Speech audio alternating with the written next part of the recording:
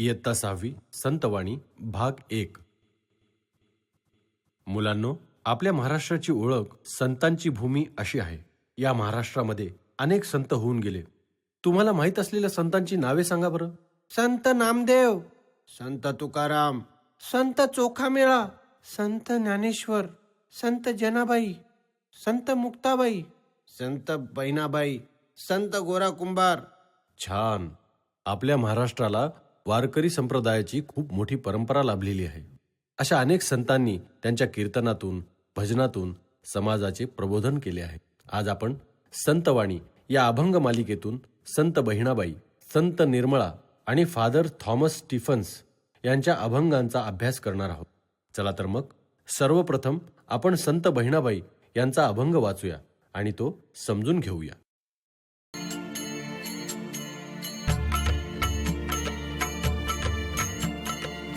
निंबाकडू पण देत असे कोण, निंबाकडू पण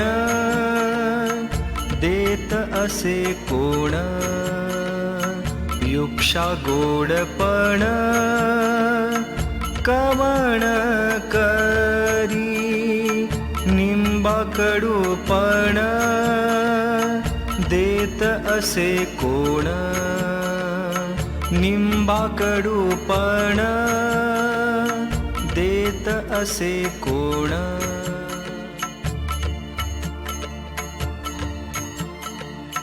बीज तैसे फळ गोडीचा निवाडा, बीज तैसे फळ गोडीचा निवाडा, हा अर्थ उघडा दिसत से, निंबाकडू पण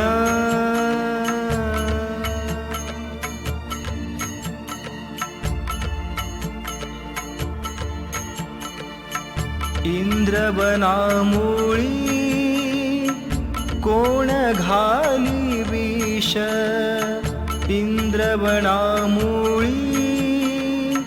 कोण घाली विष, अमृत अमरास देत कवण, देत कवण, निंबाकडू पण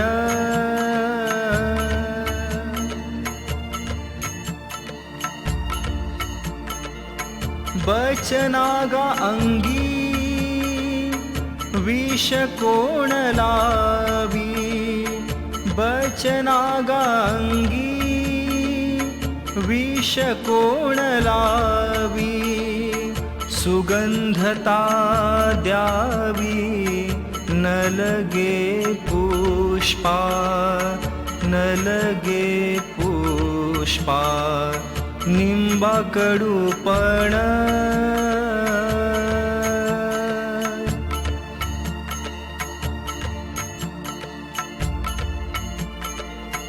तीक्ष्ण मोईरी करीतसे कोण, तीक्ष्ण मोईरी करीतसे कोण, खारिक निर्माण मधुर काहो, मधुर काहो, निंबाकडू पण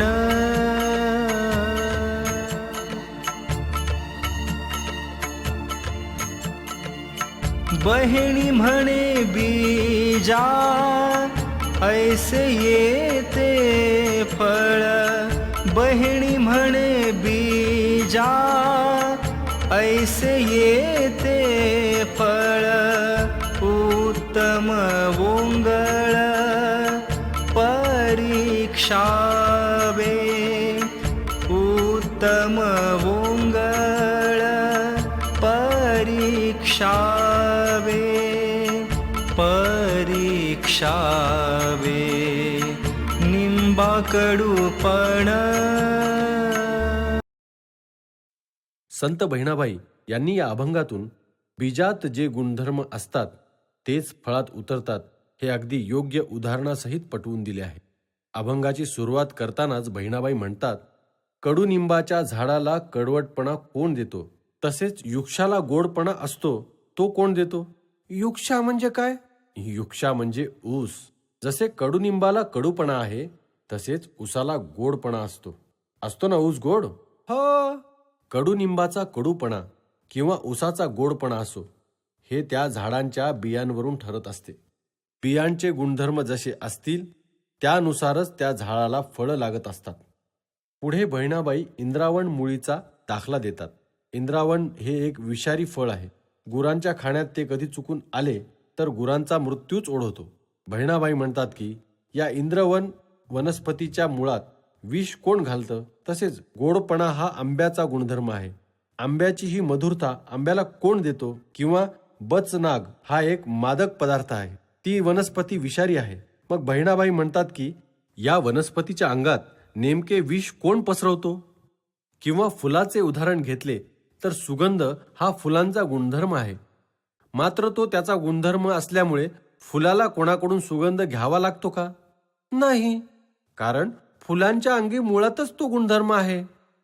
अगदी बरोबर, फुलांच्या गाभ्यातच तो सुगंध देणारा गुणधर्म असतो, त्यामुळे त्याला कोणाकडून घ्यावा लागत नाही.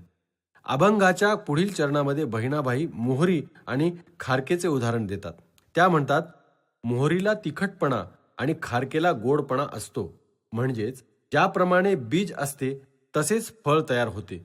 त्यामुळे संत बहिणाबाई म्हणतात, चांगले काय आणि वाईट काय हे आपणच ओळखले पाहिजे. अभंगातून त्यांना हेही सुचवायचे आहे की ही सर्व ईश्वराची निर्मिती आहे. त्यानेच वस्तूंना विविध गुणधर्म दिले आहेत.